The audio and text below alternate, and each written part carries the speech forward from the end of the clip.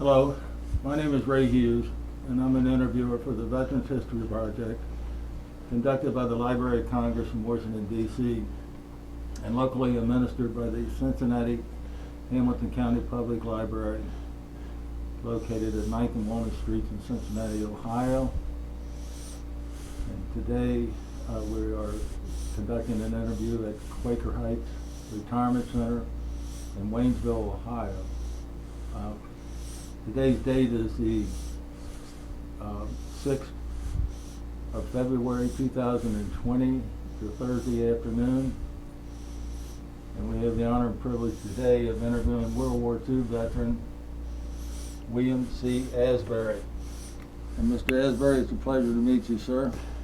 And I'm glad you came. And Thank you. I'm glad you're letting us do this interview too. We'll start out with your full name. Okay. William Carlos Asbury. And where were you born? In your I was born in Hamilton, Ohio on March 3rd, 1926. 1926. Yes. So you're what, 94 years old? I am 93, almost. Almost. 94. Okay. And what were your parents' names? My mother's name was Norma G. Asbury, and my dad's name was Ralph E. Asbury. What was your mother's maiden name, Mr. Asbury? My mother's maiden name, she was Gressley from Hamilton. Gressley? Gressle. Uh-huh. Did you know your grandparents on your dad's side? Of course I did, very well. What were their names? Well, there was, Will was my grandfather, and my grandmother, I can't tell you the right name, because as kids we always called her Peepeye, and we never used anything else. But I think it was Lulu. And what about your other grandparents on your mother's side? Well, that was Nora Gressley, and her husband was, I can't say his name, but he was also a Gressley. Did they live there in Hamilton? They lived in Hamilton. I see. Yes. And do you have any brothers and sisters? I have two brothers and a sister, and they are all deceased. I see. And what were their names? Well, Margaret June Asbury was the oldest, my sister, and Donald Forrest Asbury was my brother, and the youngest was Ralph John Asbury. I see. What churches did you belong to when you were coming up? Well, when I was very small, I went to a Methodist church. And since that time, I've gone to some others, a Baptist for a while, and now I'm with an independent church. And what grade school and high school did you go to? I went only through the, I graduated from high school. Senior, I graduated. What high school was that? That was at Waynesville, Ohio. I see. Well, when you were born, you were living in Hamilton. That's true. Yeah. Did you go to school in Hamilton? No, we moved to Middletown, and I went to school there for a good part of my education. Then we moved to Waynesville, I see. and I finished there. And you graduated from high school in Waynesville? Yeah. Yeah. What did your dad do for a living? My dad was an engineer, I see. mechanical engineer. Did you play any sports while you were in high school? No, as a matter of fact, I had some hobbies my dad taught me, and that was about it. What were they? Well, I liked to go out and shoot my rifle, and we went fishing occasionally, and of course sometimes we played some football in the backyards, but nothing organized. I see. Did you have any outside jobs or anything while you were going to high school? Yeah, I carried a newspaper. I had a newspaper route in Middletown. I see. And after you graduated from high school, what'd you do? We, well, Uncle Sam took care of that. He had a place for 18-year-olds, and that's where I went. Did you join the service? I was part of the draft. Uh-huh. And what was the date of your draft, do you recall? Oh, I think, no, I really can't, but it was, I think I can look right here and it'll probably tell me. you may find it there. Your date of induction was the 31st of August, 1944. Where did you go when you joined the service? Camp Walter, Texas. I mean, where did you go, in Cincinnati or? Oh, they took us to Indianapolis, I believe, and then we went to there. You went down to Camp Walters? Uh-huh. That's down in Texas. Near Fort Worth. Uh-huh. That Mineral Wells, is that string a bell? Yes, close to yes. That's where my dad was at Yes, that's right. about 4 months before you got there. Okay. Yeah, Camp Walters at Mineral Wells, yeah. Yeah. Quite familiar with it. How long was your basic training there? We got, let's see, we got, I think, 13 weeks. The Germans broke us through in the Ardennes, and they closed our training and shipped us over. I see. What were you being trained as a rifleman or what? I was being trained as a heavy weapons infantryman. And what are heavy weapons? Well, that would be an 81 millimeter mortar and a water-cooled machine gun. Water-cooled? Yes. Did you have a water-cooled machine gun the whole time, or? Yes, we did. Because I read somewhere where they tried to do away with them and get air-cooled ones. The infantry had some, but of course those in our tanks were air-cooled. Right. And what was the mortar caliber that you were? 81 millimeter. 81 millimeter. What is that, about that big around? Not quite that big. More like that. Uh-huh. And what did you fire that from? Mortar tube. We dropped it down the tube backwards, and when she hit the firing pin, she's gone. Okay. So from Camp Walters, they shipped you over because of the Battle of the Bulge that started. They cut your infantry training short. Yes, that's exactly what they did. Put us on a troop train, and we went to, I got a day at home on the way back, on the way over, and then the next night I was on the Queen Mary headed to Scotland. Headed to Scotland? Yeah. How many guys were on that Queen Mary? 15,000. Lord have mercy. Did you sleep below deck or on deck? We traded. One night, one in below decks, and next night on deck. Is that the first time you'd been out in the on the water like that? Oh, well, of course. First time I was ever on the ocean. Did you have any troubles while you were going across the? No, the Queen Mary was very fast, and they drove a zigzag, so we did not have a escort. Oh, So, you didn't have an escort? 5.5 days we were in Scotland, Glasgow. At Glasgow? Yes. Now, when you arrived at Glasgow, are you assigned to your regiment or division? No, we were put on a train. We went to the south coast of England. That took part of the day. And then we were put on an LCI and across the English Channel. And then we were put on a 40 and 8, which is a railroad. Right. And that took us north.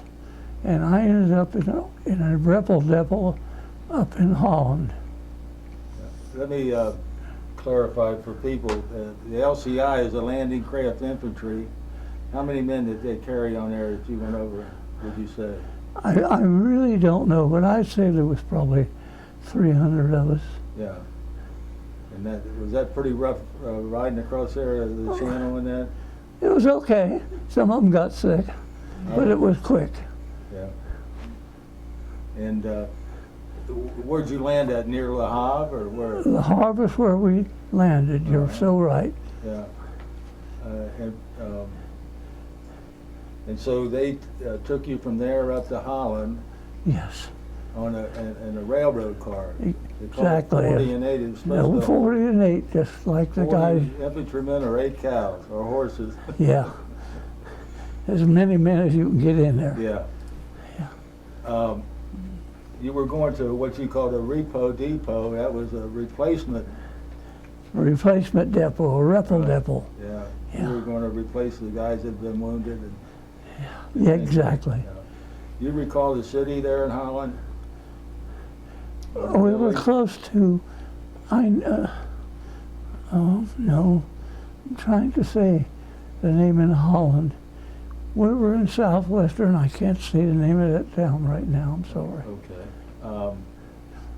And was it there that you were assigned to the Company F-88? Yes, I was taken out from the rebel depot. They took me out in a truckload of replacements, standing room only, of course. And the place they stopped at first was a little schoolhouse. A little what? Schoolhouse. Uh-huh. And there were quite a few tanks in the front yard, and 8 of us were called off, and we went inside and we met the CO and his platoon sergeants. And then they started talking to us. And wanted you were Told us why we were there and what was expected of us, and that wasn't nearly enough. They needed to get more. And then he said to Sergeant Watson, he was the top of the tanks, and he said, you may pick two men. And he picked me, and he picked a guy by the name of Elmo Arola. So he took us back to it where his tank was, the guys that were remaining, and from that point on, they were trying to make a tanker out of me. You've never been near a tank before? Oh, in training, they went by to scare us, but it was interesting.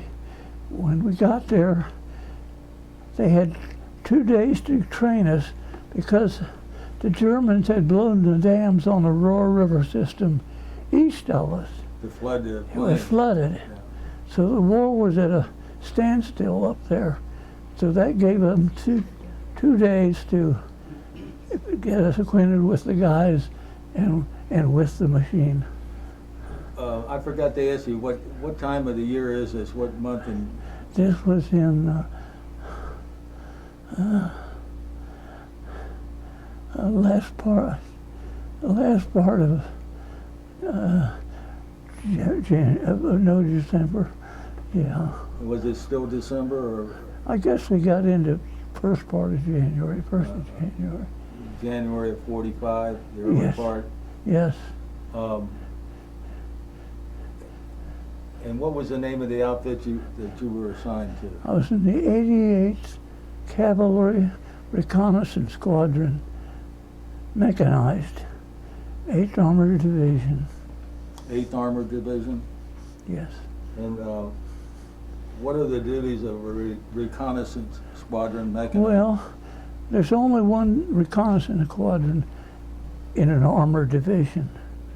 And a reconnaissance squadron has light tanks, and we go out and kind of we're the peepers, we're sent out to see what this is and see what that is, and report back. And then sometimes, and maybe more often, they would appoint us to an infantry outfit that needed firepower, and we would go to them and help them try to take their objective. And you say a light tank. What is a light tank? Well, most light tanks were just under 20 tons. They're very fast. We had two engines, two Cadillac engines, and we had a 75 millimeter gun, and it was... Was that a Sherman tank by any chance? No, a Sherman tank is an M4 and weighs about 39 tons. Yeah, and yours was around 20 tons, but... Yeah, but we had the same gun. We had the same gun as a Sherman. And that was a 75? How about, yeah. Yeah. What was your duty on the tank? My duty was what they call a bogue. I drove part of the time, but when we were in contact, I had a machine gun in my lap, and I was busy with that. And a 30 caliber machine gun? Exactly, a 30 caliber air-cooled Browning. And so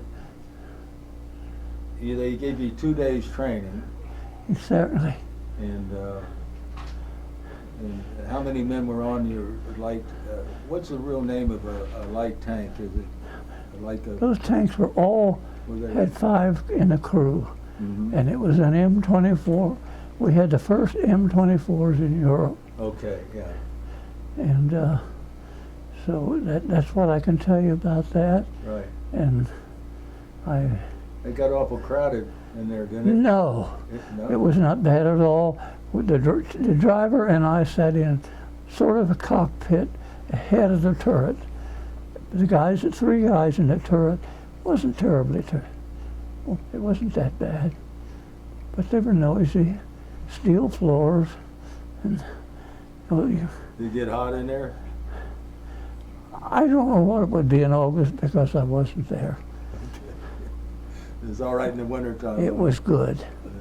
It was good, and if you got real cold, when you stopped, you got off and got on the back, and you sat back where the air from the engine exhausted, and we got a good hot bath, and we were ready to go again. I see. Do you remember the names of the guys that were on your crew? Well, no, not quite. There was Hemp Hill was our gunner, but I can't think of his name anymore. And the tank commander was Sergeant Watson, and the driver was, I'm trying to say his name. I know him well. I was thinking about a little while ago. And, but he was from Kansas. And he and I really took care of the tank, took the work and worked together, and it'll come to me in a little bit. Yes, yeah, we'll come back to him whenever you Yes. think of. So from up there in Holland, you were there and trained for 2 days. Where'd you go then? Well,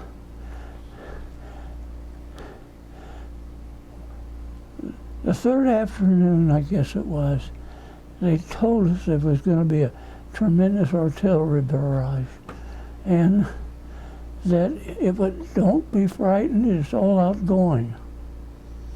And so I was just going off guard, and it started. And of course the big guns were the 155s, and they were shooting from 10, 12 miles back. So all the stuff was all going over us. And that was the first time since I was in the Army, that I knew the sound of an artillery shell. But I soon got used to that. And so that night, they said, mount up, we're going. And so we started. It was raining. It was a black night, and we drove until we came to a raging river, probably the Roar, but I'm not sure.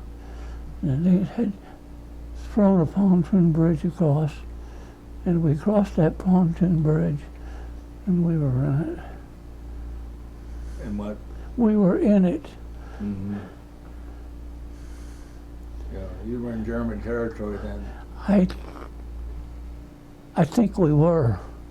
At that point, as we traveled around, sometimes we were in Germany, sometimes we were back in Holland. Holland had a leg of a state that went over the top of Germany, and it was mixed up. So we weren't given maps or things, and we weren't allowed to keep a diary. A guide. A guide. Yeah.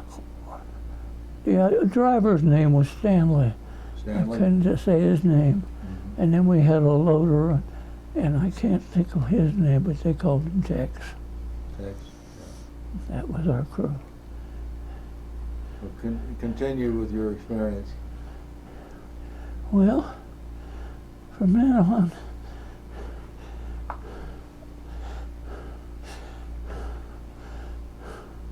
it's kind of a maze. We would go out and do our job and come back and throw our sleeping bags down in a building of some kind and be ready to go the next day. And like I said, we couldn't keep a log over where we were because we wouldn't allow us to have that. And so we just, like I say, some days we were helping the infantry, giving them, and some days we were doing regular recon, and there was sometimes I don't even know what we were reconning, but I went through a couple of big ones that takes too long to tell. I wouldn't bother you with them, but they were. I remember the things that where I actually was involved in, and it really got in deep. A lot of things, I was just one of the crew. And I also, when I got out of the Army, I made a plan. I wasn't going to talk about it, and I didn't want to talk about it, and I wasn't going to think about it. And so, until I was about 48 years old, I never said anything. And so, therefore, I have lost so much. And well, that didn't, what opened me up was one of these ladies here told me on Christmas, she said, this afternoon, you're going to tell a story about the war. And I said, no, I don't remember any, and I don't want to talk about it. And she insisted that I would. And she said, my children are growing up, and I want to hear it from your mouth. right. And so nothing happened until late in the afternoon. She rang a bell. My grandfather had always had it to call a Sunday school class. And she got the whole family together. And she said, Bill, Grandpa Bill, is going to tell you a story from the war, and you pay attention. And from that time on, I was more open. Well, do you recall any of the villages or towns that you might have gone through? Well, some of the bigger ones I would, yeah. Like, I wish I'd thought to write them down, but Paderborn and, yeah, quite a few of the big, we kind of avoided the bigger towns. That's a pretty dirty place for tanks. and we went with the infantry mostly through the smaller villages. Yeah, and Do you recall any of the regiments or divisions that you did recon for? I did a recon for our division, 8th Armored Division. But when we were doing this other, we were doing it for almost any unit, always different ones. Some needed of tanks, and we went to their whole aid. I see. Well, your job was to go in the front lines and forward. Generally, as a doing recon, we had to get out there and draw a bunch of fire, so we knew what was out there to talk about. And then I had several occasions where we went through the lines and we spent the night behind the lines, and that was kind of a hairy situation, but you can see I survived it. Yes, quite well. You look wonderful.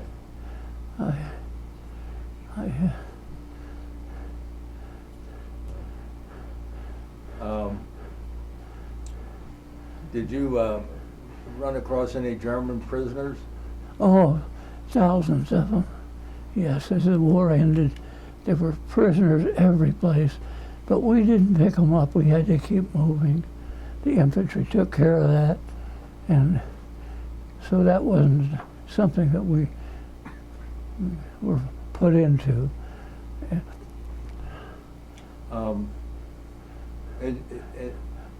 How far into Germany did you get? Well, that's a good question. I can't tell you how far into Germany we got because we were, like I said, operating up. But I know we were up to the front lines, obviously. But then it might be interesting to you. They called the division together one morning. We'd been taken back, got some replacements and got some equipment fixed up. And they said, we're going to get on the Autobahn and we're going to see how far east we can go. If we get to Berlin, so be it.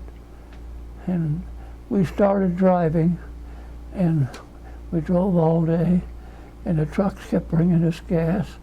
And we got farther away from the depots, and I said to the guy bringing gasoline to us, I says, how are you getting this gasoline way up here?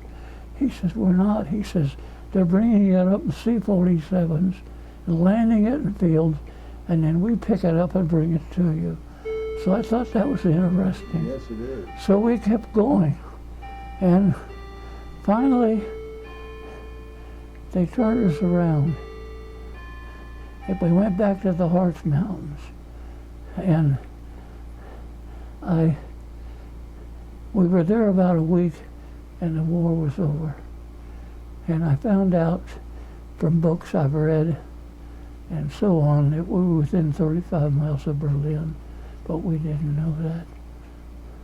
And then you went down to the Harz Mountains. And We stayed up we were billeted in a little up two-story hotel, and within about a week, we never went back. That was the end of my combat. Yeah.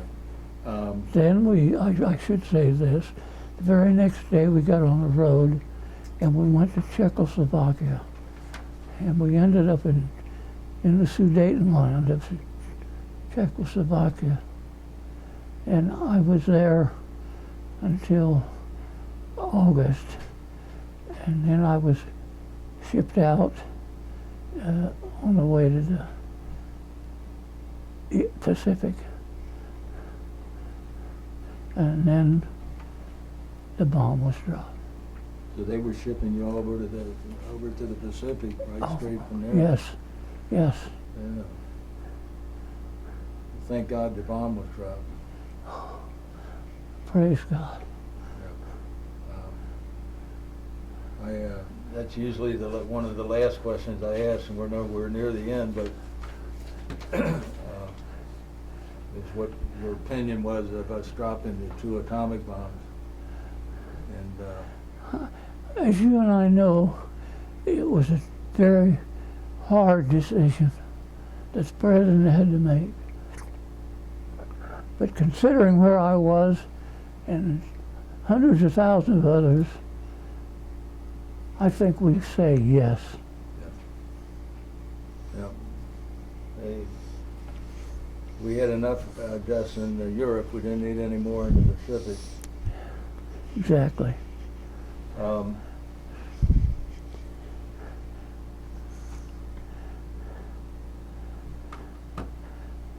What was this thing about Flatfoot here? Oh, that was the naming of the tank. The M24? Well, yeah, most vehicles had a pet name on them. We weren't allowed to have anything like that when they first went there. We had no numbers on the tank, and finally they decided the Germans knew we were there, so they put numbers on our vehicles, and then they came around and said, hey, the captain said, I'd like for everybody to put a pet name on their tank. And so he said there were 5 in our crew, and the way it was, you could say up to 3 words, but they all had to start with F because it was F Company. And when came my turn to give an opinion, I said Flatfoot. And I thought, well, we're like a policeman and we got a flat foot. But before I could even explain it, Stanley, the driver, got up and said, I got it. I got the name. It's Flatfoot Flugie. Flatfoot? Flatfoot Flugie, a popular song at that time. Right. Yeah. Oh, we got it. I see here in your notes there were a lot of Germans that were trapped in Rotterdam. So that may have been a village you were That was not, no, that I was not there, but on the north part of Holland, where the North Sea and the Atlantic kind of got together, there were a lot of Germans trapped up there in that area that stayed there till the end of the war. Right. Yeah, but they had to be troops to keep them there, Yes. you know? Yeah. But we were, no, I was not part of that. Yeah.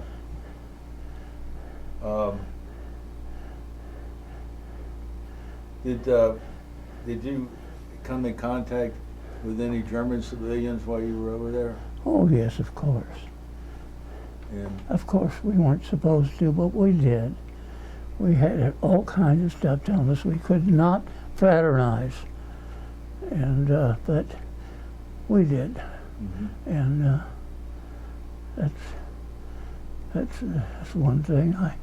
I think I might one thing.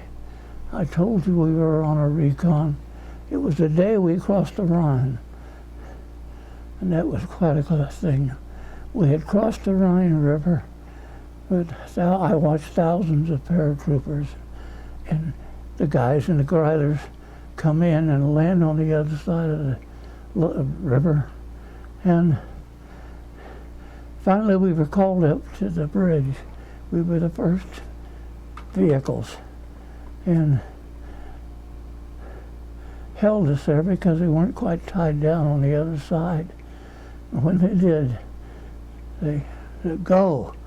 And we started across that bridge, and I saw these guys in every one of those boats with his weapon and sitting there looking upstream. And it took quite a while to get across the bridge. It was big and slow. And finally I found out that the Germans were putting floating mines in the river, and those guys had to shoot them out of the water or else. And so you're crossing the Ludendorff. the Rhine. See, at Bonn. Eisenhower and Montgomery had been trying to get across the Rhine since August. In fact, they had Market Garden. You heard of that? A Yes. disaster. Yeah. That was an attempt to cross the Rhine. So we were the first to really get across the Rhine.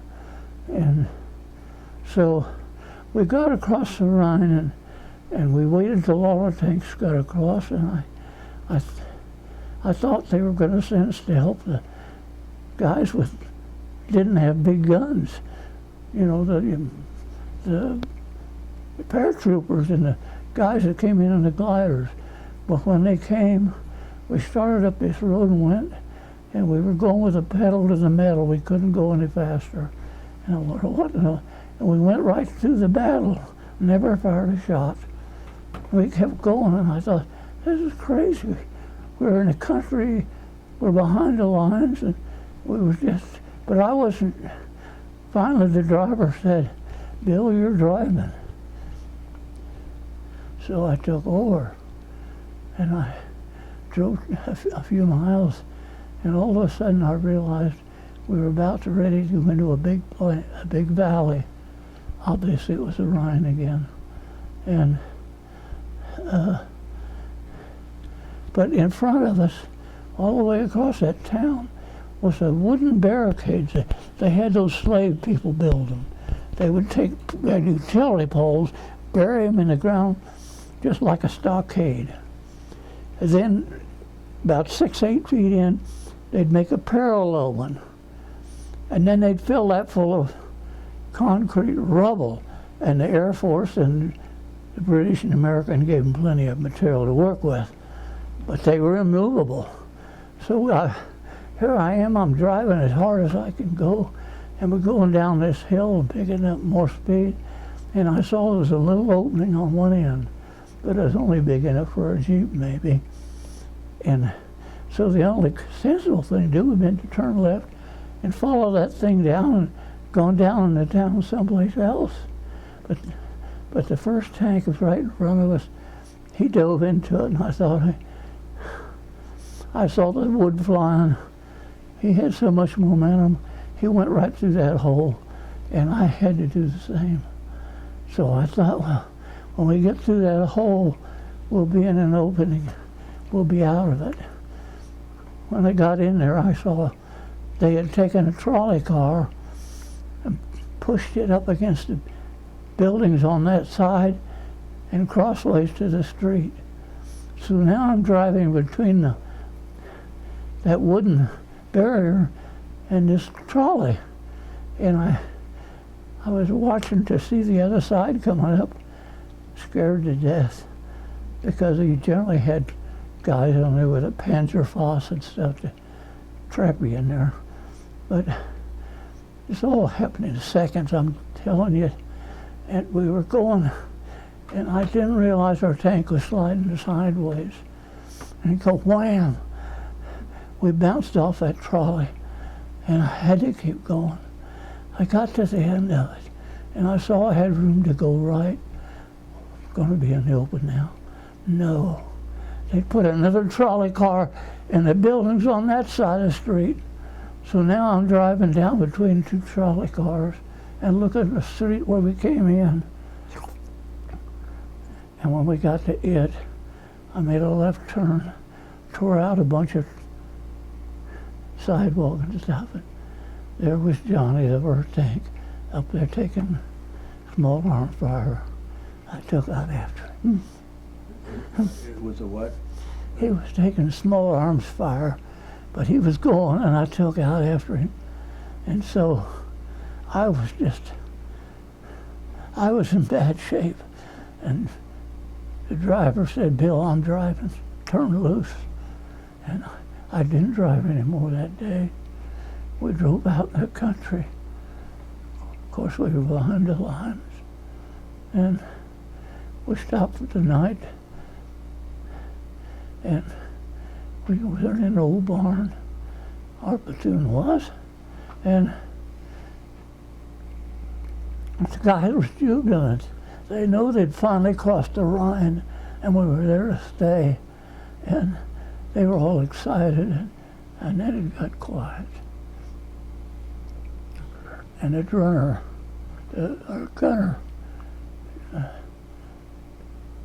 Corporal Helphill said, Stanley, that was the driver, I've been with you in this company for 3 years.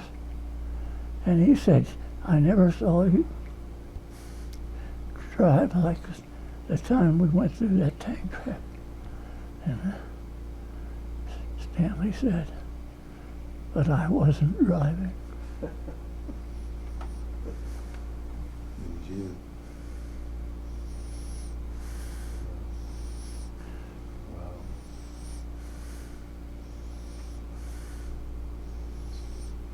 So how long did you stay there and ponder your day?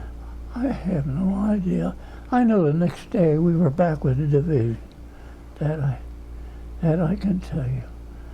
And Now, you crossed the Ludendorff Bridge there at just above Bonn, the bridge over the Rhine. there was no bridge there.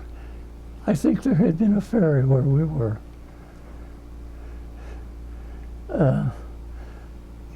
There was a crossing on a bridge below us 2 or 3 days ahead of that, and you know all about that one.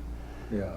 The Germans just shot it to pieces, and so not too many could use it. So, but we had to. I think we're probably nearly 50 miles from there. Oh, okay. Yeah. So, where did you go after your driving through the barriers and the streetcars?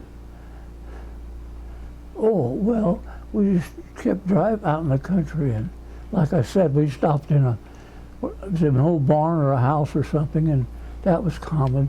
We'd throw our sleeping bags down and spend the night and be ready to go. Yeah, it was normal.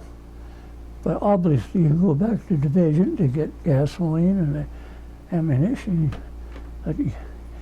Those things are hungry, and they get less than a mile to the gallon, and so it's hard to keep fuel in them. Now, would you have 2 Cadillac engines in them? Yes. No, yes. How did you know that? Well, I don't know. It may have, I think I heard it from you, but Oh, yeah. earlier in Yes, we did. the I was going to ask you, what did you eat while you were on these and behind the lines? Well, a lot of times we ate. Sometimes we ate C rations and K rations like the rest of the guys, but mostly we had a cook and a kitchen, and we ate very well, really well. The guy, we had a good cook, and the captain insisted that we had good food. When you were going to get orders to go to the Pacific, where were you at when you got those orders? To go where? To the Pacific. I was in Czechoslovakia, and personally, of course, I didn't know about the bomb at Right. that point. Right. I was gung-ho about going. I think most of them were. You hadn't had enough, huh? No, I hadn't learned yet. Yeah, I didn't mean it that way, yeah. Yeah. You guys had a lot of guts. It had to be done. And we love our country, and we lived in a paradise, very perfect, and I was born at a good time. I'm grateful for that. Yes. And We're grateful that we had men like you. By the thousands. we had hundreds before me, Right. thousands actually. Yeah. I lost my train of thought there for a second. So you, when you shipped out of Europe, how did you get out of Europe? They took us across the channel, and I was in a camp in England for about a week, about a month almost, and then they put us on an LCI, no, not a Liberty. A Liberty They ship? put us on a Liberty that had brought some steel over, and we went back to the States in that Liberty And, to Boston. In Boston? Yeah. And when was that? What time of the year? Oh, it was in September. Beautiful time of year. So, when did you hear about the dropping of the atomic bomb? Honestly, I don't know. We didn't know it for at least a week after it was dropped. Mm-hmm. That's the only thing I'm sure of. And were you in Boston when they said the war was over? Yeah. August the 15th? Yes. Yeah. Yes. Did you celebrate then? No. No, we didn't. I think about things like that. We had a guy in our company. He's in my platoon, and he had a brother who was in the 1st Infantry Division, Big Red. Mm-hmm. And they landed in North Africa, and they landed in Sicily, and they landed in Italy. And then they took him out of the line of his division, and they sent him up to England, and he was there until they crossed the Channel. He was one of those. So this guy was in our company. He said, I don't worry about my brother anymore. He said he's been in this time, all this time, and he says he's too smart for him. They can't get him. But on the day that they told us the war was over in Europe, he got word that his brother was shot that week. Is that right? So there wasn't any jubilation.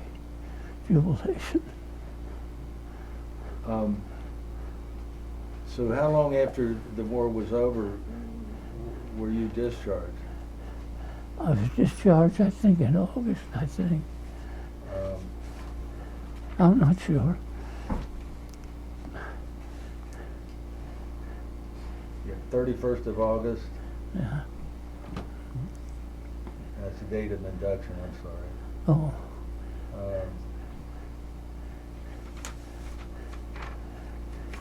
How long after you found out about the bomb being dropped were you discharged? well, we were in Camp Lucky Strike on the English Channel.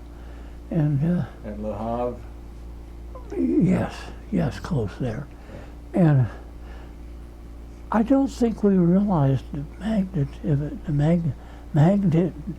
of that, how big it really was. Right. I mean, I don't think we had a good picture of it yet. Right. So they took you over to England from there, and then you came home to Boston on a Liberty ship? Yes. And from Boston, where did you go?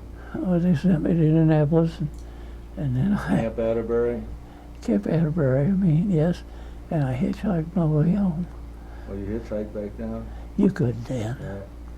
Yeah, you could get people to pick you up if you had a uniform on Absolutely. those days. Yes. Where do you want to go? Yeah. What did you do when you got home? Well, my brother was farming, and I joined with him, and that's what I always wanted to do. And I spent the rest of my career as a farmer. Where at? Well, around Waynesville, that was on 42 where that golf course was. That was my mother and dad's farm. So Dad had died, and Mother lived with us, my brother and I. We were bachelors. And she said, if you guys ever get a better opportunity, she said, I want to go with you, and I want you to take it. And so that's what happened. A good neighbor and a good banker made it possible for us to get a real fine farm. And that was on Township Line Road, and we farmed there until we retired. When did you meet your wife? Well, I think I was 49 or 48 years old, and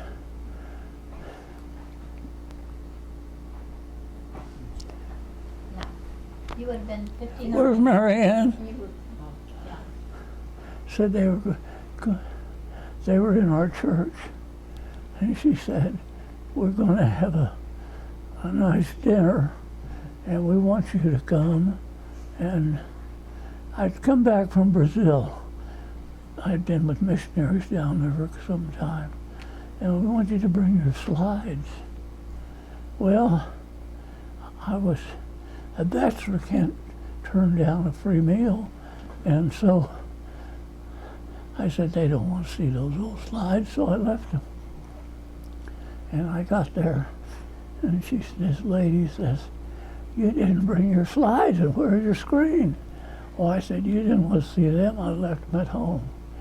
She says, get in your car and go back and get them. And when I came back, there was another beautiful lady.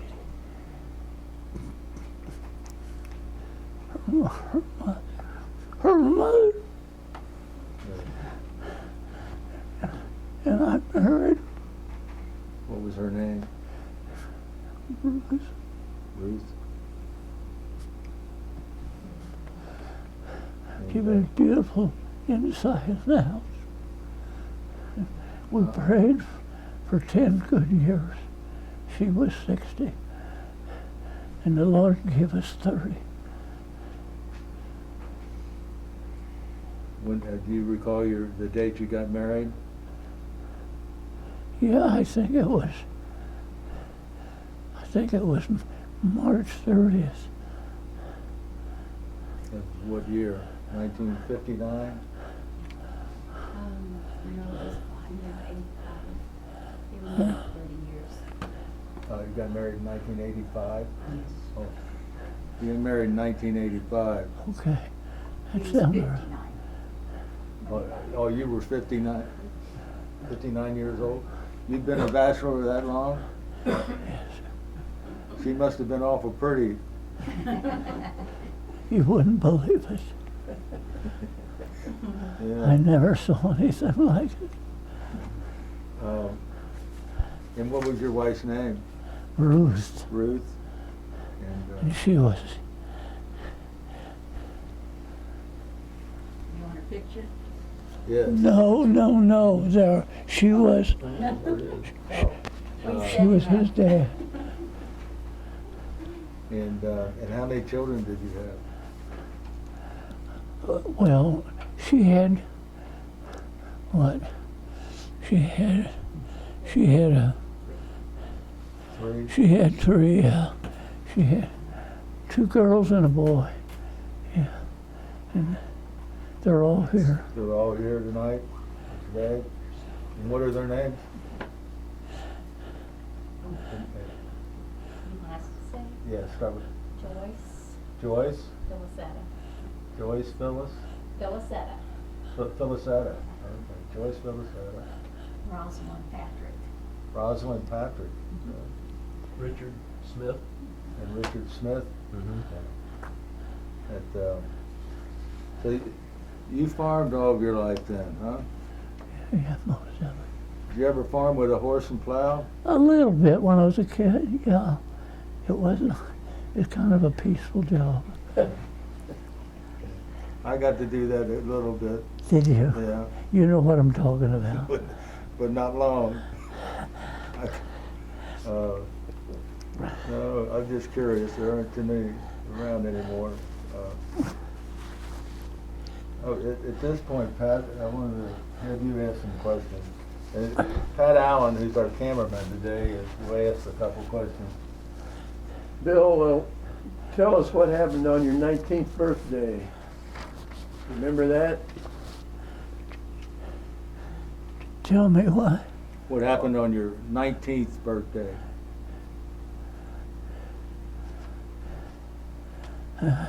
19.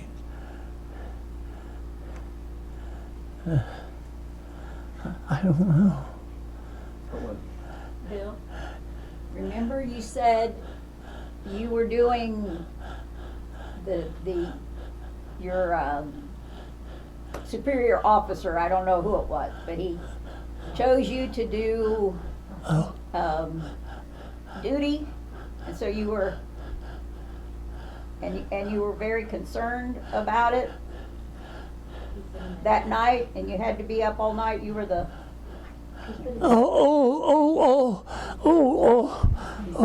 Should I tell them that story? Sure. Yes. Sure, we want to hear all your stories.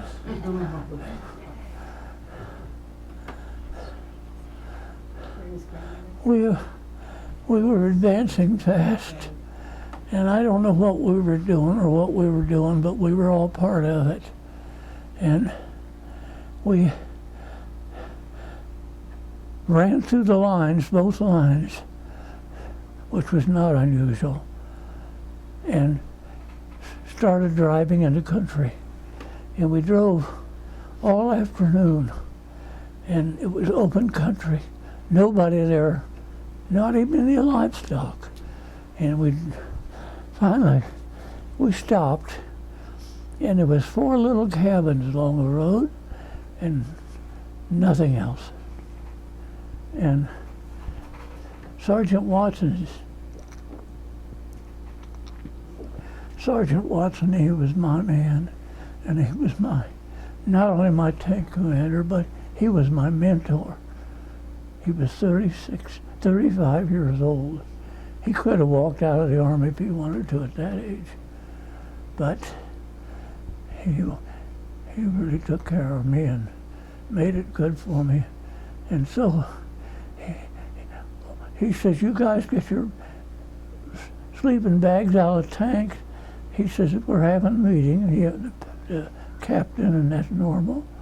And I went in the house, and didn't take long to find a place on the floor for a sleeping bag, and I started looking.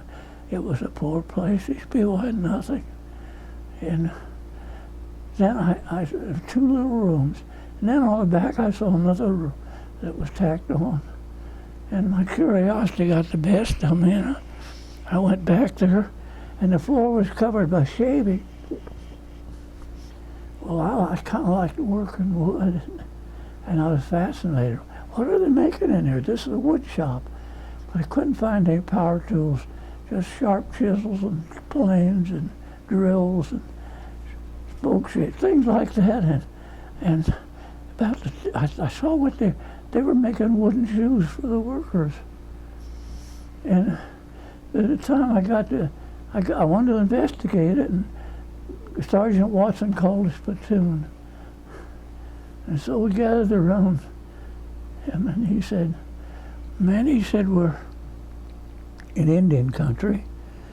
By that he meant we were behind the lines. He said, there's no Americans or British in miles. And he said, obviously we got to spend the night here. And he said, tomorrow morning we'll break out, go back through the lines and get gas and ammunition. But he says, tonight, he says the 2nd and 3rd platoon will put mines around the perimeter. And he said, the 1st platoon, that was me, will set up a machine gun defense. And then he said, and I was a private, a pure dumb private. And he said, Bill's our machine gun man, so he's in charge. Bill, you'll get 4 men. You pick 4 men now. And he says, you go to the half track, draw ammunition, and you take your machine gun out of our tank, and you set up a defense. I was dumbfounded. It was not right. It wasn't good. But he saw me with my mouth open, and he barked at me. Never before. He said, Bill, it's going to get dark fast. He says, you pick your men and get going. I did. And so I went to the tank, and with the driver, we got my gun out. He got some extra barrels and a tripod, and the other guys were getting ammunition. I couldn't find a place to set up a machine gun. There would have been like trying to set one up on a billiard table or a parking lot. Flat, nothing, no place, no nothing. Finally, I had to do something. I said, right here. And he put the tripod down, and I started putting it together. And the guys came back with ammunition. And I looked at it and I said, go back and get that much more. I didn't really think it was any Germans there, but how could I know? And so we were set up by the time they got back, and I gave them their positions, and I picked a gunner, and yes, it got dark fast, and it was getting cold, and the guys were bunching up, and that was good. And for there it was. And just before there were 2 hours is up, the Germans let loose with a water-cooled machine gun. And it was a big burst in front of us, like this waving lantern on the side of us. And I knew then it was, since it was a water-cooled gun, that there had to be several hundred of them. And the gunner said, should I reply? And I said, let's stay quiet, but be ready. Well, they didn't come in. I was angry. I didn't know what to do. And then I got new men, and they came, and I went through the same thing. And that gun went off again. Same thing. But then I was getting some sense. I said, look, we know which direction they're coming from, and they'll probably set them off of mine if they come. We got a chance, you know. And so we went through the night like that. And it was the longest night I guess I'll ever live. And somebody whispered down the line, he said, so-and-so needs a cigarette, Dad. I had to say no. And now I'm kicking myself. He's 27 years old, and I'm just a kid. He's been here several years, and I'm telling him he can't have a cigarette. That bothered me. So finally, the night got over. I saw a hole in the cloud in the sky. Then it got daylight, and I heard the cooks come out in their truck. And I knew. And pretty soon, Sergeant Watson came out, and he said, Bill, dismiss your, or he called me Corporal Bill now. Dismiss your men. Outstanding. And you're 19 years old at this time. Yeah. Why didn't you let him smoke a cigarette?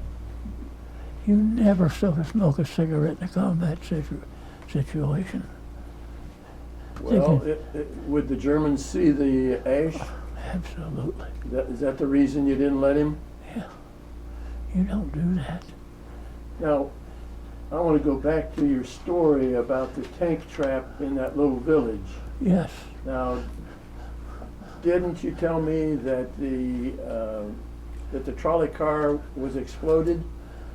What's what? The trolley car, didn't that get blown up? No, it didn't get blown up.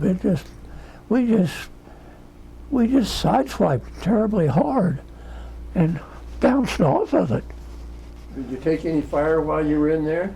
No, there was no fire there at all. Thank goodness. But if it had been a couple days later, there would have been. They just hadn't. It hadn't.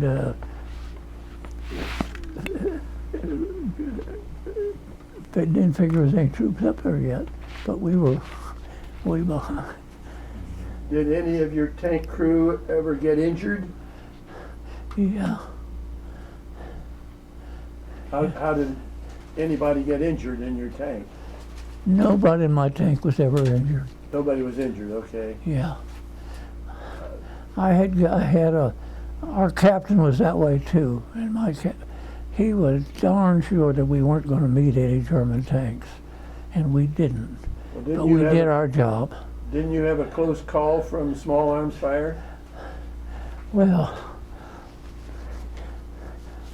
I guess we did. I don't know. Yeah, at times. But I always managed to do the Lord got me in the right place. That's what it is. Were you in your tank one time and you closed the Oh. lid, and if you hadn't done that, you would have been shot? That was kind of a different story. That was another tank. The guy had got out for some reason. We were, I'm not telling you all this. We were up in that town on Recon, trying to figure out where those Germans were. We had been with these infantry guys the day before, giving them fire support, and the Germans were in a woods, maybe a mile ahead of us, and the town was on the other side of the woods. And are we all right?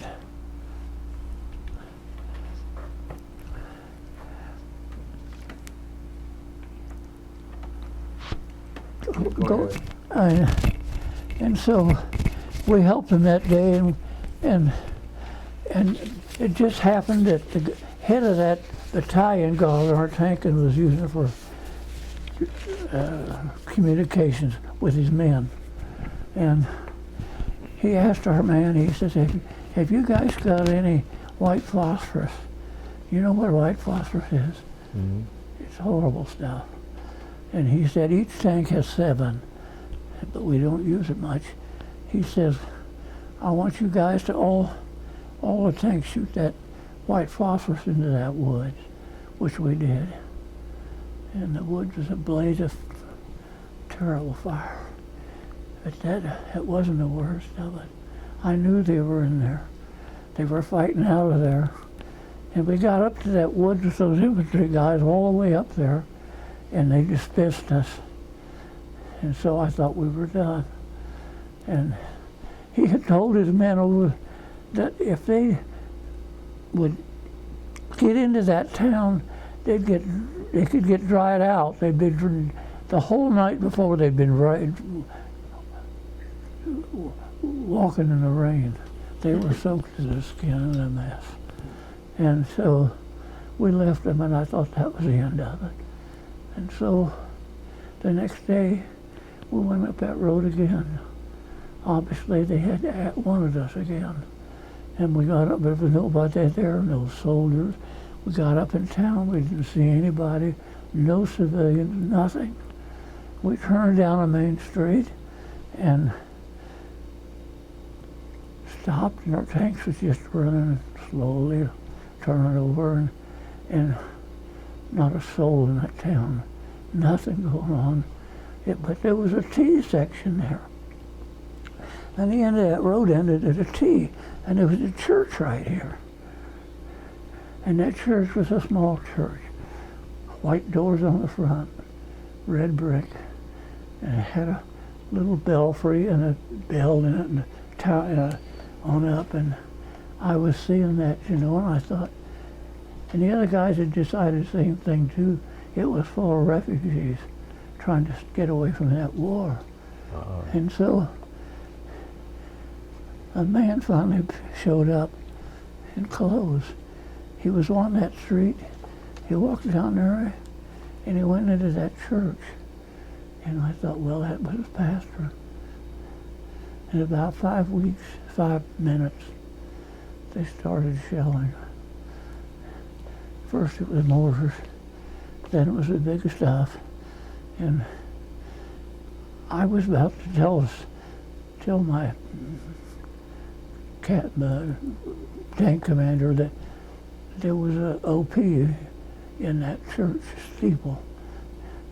And I didn't want to do that because we don't like to shoot up churches. So I said, well, none of us is going to get hurt. We're all buttoned up. And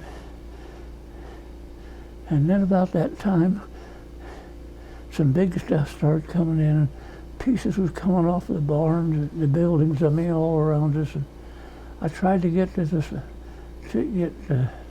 Sergeant Watson's attention, but I couldn't. And so we turned around the street and started back out of there. And one of our guys had got out of his tank. He was a tank commander. And he panicked. And he was trying to dig a hole in the street with his fingernail. Mm.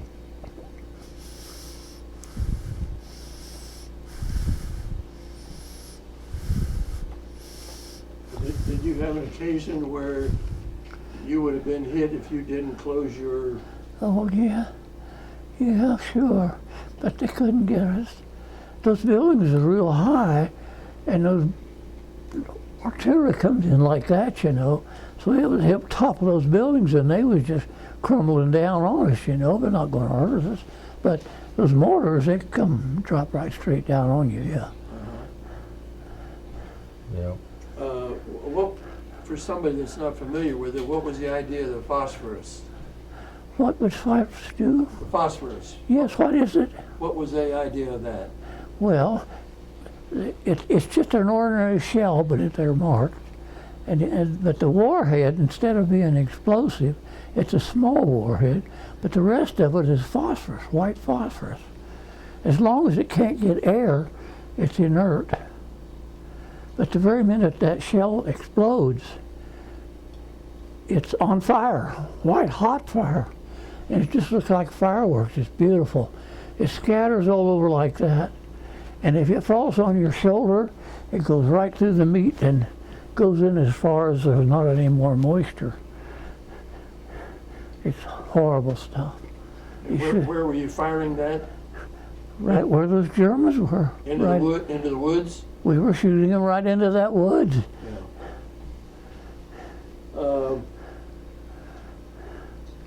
There was You an want a incident. drink for him?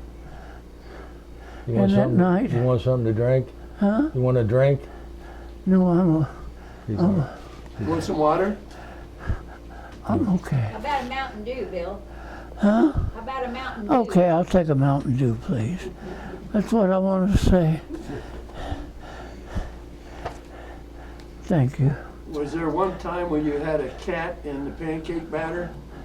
When I had what? a cat in the pancake batter. Oh, all right. I'll tell you about that. But that night, I just couldn't hardly sleep. I thought about those poor guys. We didn't have to use that white phosphorus. We were using the other. Why we did that, I never quite got over that. Well, tell me about the cat and the pancake batter. Well, let's see, we were pulling guard someplace. And it was still in, it might have been, I don't know, in Germany someplace. Anyway,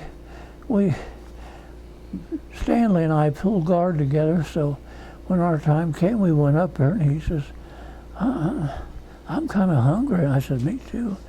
Well, about 5 weeks or so before, the captain had talked about us guys getting in on chow at night and getting stuff to eat. And he says, if anybody gets caught, you know that's a court-martial offense, and we'll play it. And so we didn't do that anymore. No, we didn't go up there where the food was stored.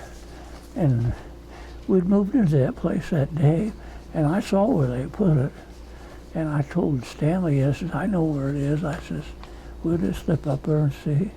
We got in there, and we weren't finding anything. There was an old shelf on one side, on both sides, and aisle in the middle and a dirt floor, and we just couldn't find anything that we wanted. And he said, you hear that tick? Yeah. And, you know, we thought, oh, we're being watched. So what do? Do we run or we're caught? So finally, there was one of those things they have in the Army and every other service. They're about that big around, about that high. They cook in them. Big vats, you've seen them. Mm-hmm. I thought it was coming out of there, and I looked in there, and it was half full of pancake batter. And I said, oh my gosh, we're going to have pancakes in the morning. But that wasn't all. There was a cat in there that was drowning. So what did you do? I did the worst thing I could have done. I pulled the cat out, and he took off like a scalded dog. And then we went back, and we went to our sleeping bags. And the next morning, we got up, and I says, he said to me, he said, do you think those guys are having pancakes? I said, I don't know. And oh, he said, well, we're going to have bacon and eggs. They had pancakes. That's What dead. about the guy that took a bite and accused the cook of losing his whiskers in the pancake batter? Was there some cat hair left in the batter? Who knows? Hey, Bill, you were over there in Europe all that time. How often did you get to take a bath or a shower? I'd say maybe like once a month. They would take us. The first time we were in Holland, they took us to a coal mine, and they had showers for the coal miners. But the other times, they had big tents, and they would make showers in those tents, and we'd get to go, I think, maybe once a month. And that's the experience I had. I was at, it was my turn to go inside, and I heard this whistling sound. I'd never heard this one before, but I saw all the infantry guys diving into the ditch, so I tried the same thing, and I found out what it was. It was one of those brand new jets that they had, but I never saw it because I had my face in the dirt. Well, when you went to that mine with the cold shower, had it been a long time before you'd had a shower? Probably, yeah. And even though it was a cold shower, you told me earlier that it really felt good. Is that right? I didn't say what. You said you felt good even if it was a cold shower. Oh yeah. Well, we were all alike. Yeah. When you came back on that Liberty ship, how many men came back with you on the Liberty ship? I think it was 750, I think. All right. Okay, I think that's... If you would, is this you? That's my tank. And you're sitting on the muzzle? I'm sitting on the barrel, and we weren't allowed to have cameras, but somebody looted a camera, and that's where that came from 75 years ago. Let me get a picture of that here. And this picture here, She did that for me. this is a picture of you Yeah. when you were about 18 or 19 years old. Yeah, she lifted that from another. Uh-huh. Okay.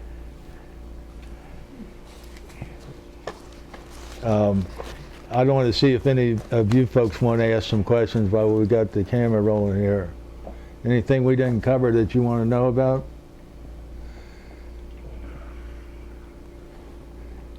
I tried to tell him the truth. I tell you, I don't try to pursue things you don't want to pursue, and Well, what, especially these combat guys. It's hard enough for them to tell their story. and we appreciate. You talked about the parallel run with Montgomery's group he fought going into Berlin. I don't know if you mentioned that. We did. Okay. Yeah, on the He didn't talk about running parallel. he talked about getting within 15 miles of Berlin on the Autobahn. Yes. Yeah. Is there anything else you want to add to our interview? I think that's enough. Well, how about your wife? Did your wife work outside the home, or did she just help you on the farm? No, when I married her, she sold furniture for Elder Beerman. And she did that for 2 years. And then I finally convinced her to retire, and we just lived together. And There's one thing you mentioned that we didn't cover at all. You said you were doing missionary work? oh, that was after the war. Right. Yeah, that was in Brazil. I was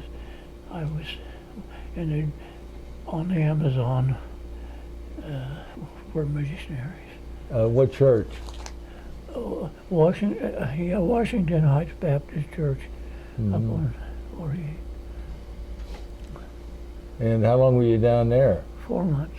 Were you in the jungle along the Amazon? Well, we were in the Amazon area. All those rivers are connected, and everybody lived on the river. I mean, you couldn't live anyplace else because there was no roads. Right. Yeah. So they all had boats. Mhm. And natives had those canoes they'd make out of a log. So you had one of your churches established there? Or just doing missionary work? We had a missionary there that we were supporting. And most of the missionaries would get a boat when they were down there. But this one had an amphibian. And those rivers have rather high banks. And he couldn't get it up.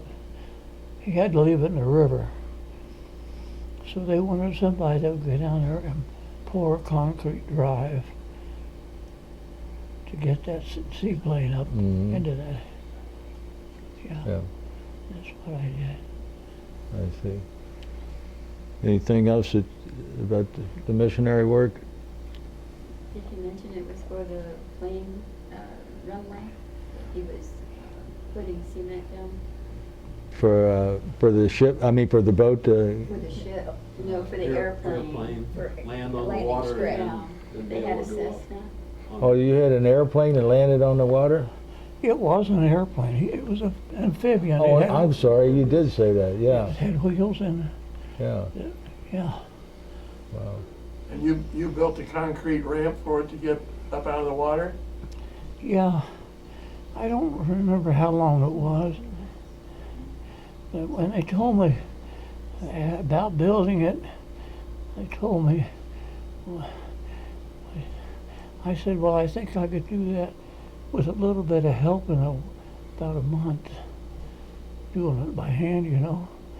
And so that's why I was set up to go down there for 3 months and then come back with some others that were coming down later. But after 3 months I wasn't done. So I stayed another month and got more poured. And Knowing what you've been through, Bill, if you had to do it over, would you do it again for your country? for my country, oh yeah, Without a question. all of us would. Well, thank you very much. Well, I want to thank you for this interview, I hope you can use it. Corporal Asbury, Huh? Corporal, and thank you for your service to our country, and thank you for being the patriotic citizen that you are. And thank you again.